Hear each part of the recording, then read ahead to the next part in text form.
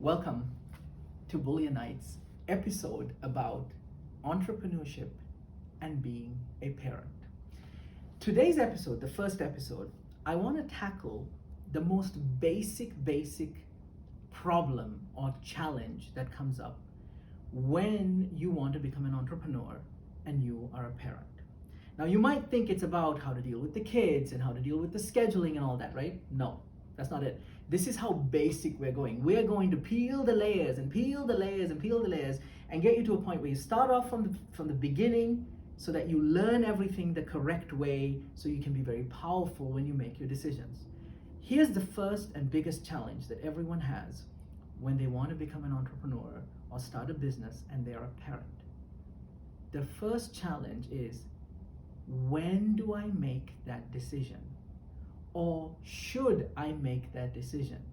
Is this something that I should do? I mean, I'm sure if you really look into your lives, when you've gone through different times in your life where you've thought of starting a business, but then you go, oh, is this the right time?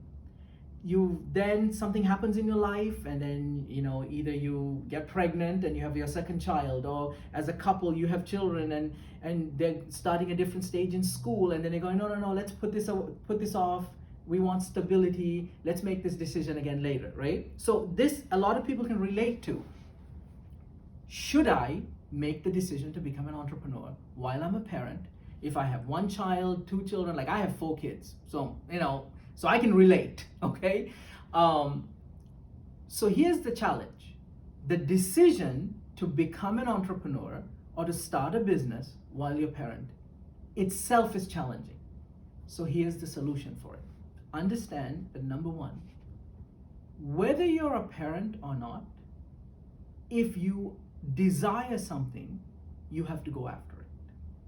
A lot of people think that because you have kids, you need to sacrifice your desires and your wants because you think you're going to affect the way your kids are going to grow up or how they're going to get taken care of. No.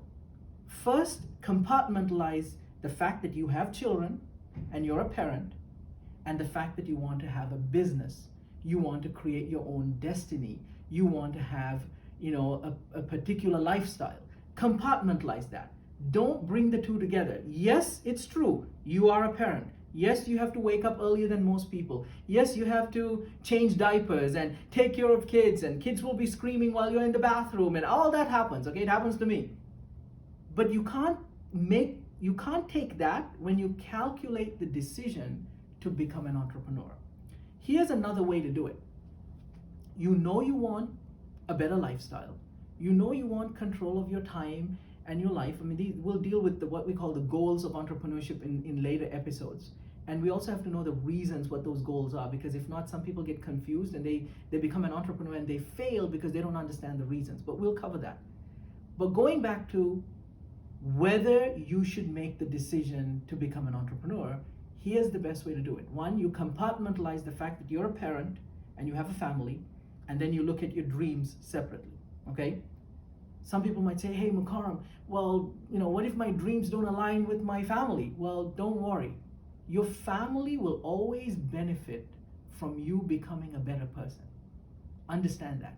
Your family and your children will never go backwards if you evolve and become a better person. If you're a 9-to-5 person and you hate what you're doing and you want to get out of that that wheel you're in, yes, it's better to make the decision to get out of it rather than continuing to being in it and then come out and take all your frustration in your family. Do you understand that? That's what I mean by that. So this is why when you make this decision, compartmentalize the fact that you're a parent and the fact that you want to become an entrepreneur. Here's another important step and an important hack, I would call it, right? When you make the decision to become an entrepreneur, if you are fortunate to have a job, a steady job, yeah, I call it fortunate. There's nothing wrong in that, okay? You made a decision because of certain life circumstances that you have a 9-to-5 job. That's okay. Don't need to get depressed over it, okay? But let's say if you're fortunate to have that job, Don't let go of that job immediately and say, oh, I'm going to be an entrepreneur, so I'm going to start this new life and I'm going to take all this risk and then leave your job. No. The smartest way to become an entrepreneur or to realize the goals and visions of being an entrepreneur is you continue to have your job, but use your time wisely when you come home after you take care of your kids. Yes, do you have to stay up a little later? Yes. Would you have to sacrifice some sleep? Get it. Do you have to wake up earlier? Yes. Because believe you me, when you become an entrepreneur, this will feel like nothing, these sacrifices. But in the beginning stages, take that time to organize your thoughts and build your company or your idea one day at a time while you still have that job. And the transition day will come. What do I mean by transition? There's going to come a time, whether it's 3 months from the day you made that decision to become an entrepreneur, or 6 months from it, or 1 year from it, when you go, you know what? I don't need this 9-to-5 job anymore because my entrepreneurship dream is now getting traction. And I'm at a place where I can finally let go of my job. Now, here's an important thing. Don't be like certain people where, you know how when they're in college, after they finish their bachelor's, they want to get a master's. And then after they finish their master's, they want to get their PhD. When they finish their PhD, they want to do something else. What I mean by that is, don't look at your 9-to-5 job as something that you always have to have.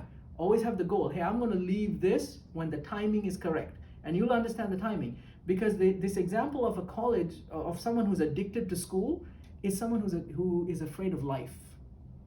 See, if you're afraid of life, sometimes you want to continue to be in school. After bachelor's, you want to get your master's. After master's, you want to get your PhD because you don't want to go to the real world. The real world is where you'll be tested, where you'll be accountable, where you have to be responsible, right? So that's why I meant by, don't think of your 9-to-5 as this anchor, but think of it as your stepping stone while you're building your company. So as a summary, when and how do you make that decision to become an entrepreneur? Make it by compartmentalizing the fact that you don't think of you as a parent and an entrepreneur. Just compartmentalize it. Do you love it? Do you want it? Yes, go for it. Is your family going to sacrifice certain things, or are you going to sacrifice some of your time? Yes, but your family will benefit because of that decision. So don't bring the two together. Later, I'll go on the fact that when you're an entrepreneur and a parent, how that affects the way you give them a better lifestyle.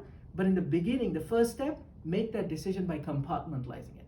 Then don't make it an all or nothing decision. Have your job, continue to build your company. Even if it's one day at a time, one product at a time, one client at a time, build it. Then when it comes a certain time, for some people it could be 3 months, some people it could be 6 months, 1 year. Then you leave your 9-to-5 and then focus on completely letting your entrepreneurship goals just rip and become amazing.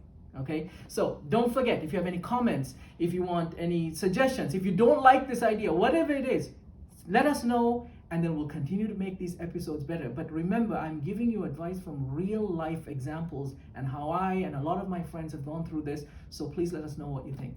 And until next time, happy and successful investing.